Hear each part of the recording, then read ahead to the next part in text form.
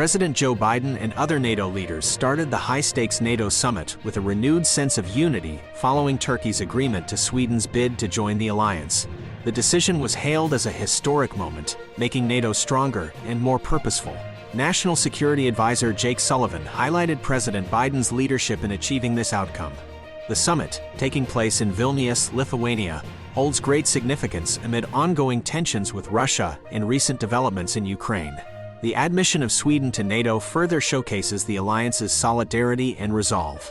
Torrential downpours triggered flash floods in the U.S. Northeast, resulting in road washouts, overwhelmed rivers, and the tragic death of a woman swept away by floodwaters. Over 13 million Americans were under flood watches and warnings across several states. The storms caused extensive flight delays and cancellations, damaged tracks, and disrupted train services. Vermont and New York were heavily affected, with Vermont experiencing the worst flooding since Hurricane Irene in 2011.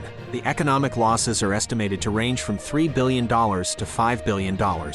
President Joe Biden stirred controversy by seemingly breaching royal protocol during his meeting with King Charles III at Windsor Castle. Biden touched the king's elbow and back, which raised eyebrows among palace observers. Additionally, the king appeared to lose his composure when a Welsh guard engaged the president in conversation, gesturing at the guard. Despite the breach, a Buckingham Palace source stated that Biden did not violate protocol, and the king was comfortable with the encounter.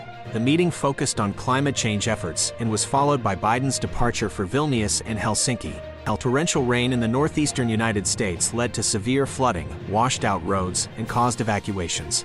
Vermont experienced significant damage, with rescue teams mobilizing to reach inaccessible towns.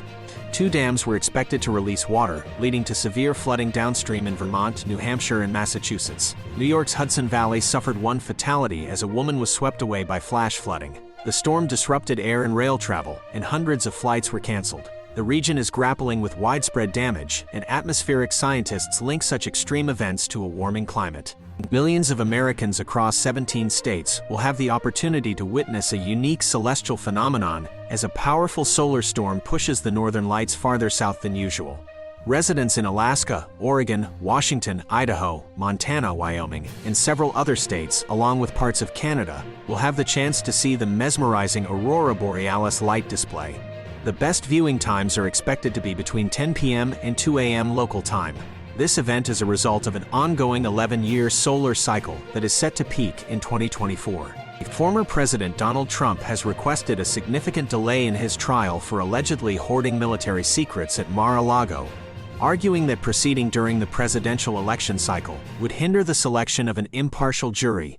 Trump's legal team opposes any trial beginning during the election season, potentially advocating for a nearly year-long delay beyond the prosecution's proposed December 2023 trial date. Trump's strategy aligns with his pattern of prolonging legal matters, aiming to avoid a potential conviction and lengthy prison sentence. Canada's farthest northern regions are experiencing an unprecedented heat wave, resulting in some of the highest temperatures ever recorded. The Northwest Territories saw temperatures that surpassed previous records, while Canada battles its worst wildfire season to date.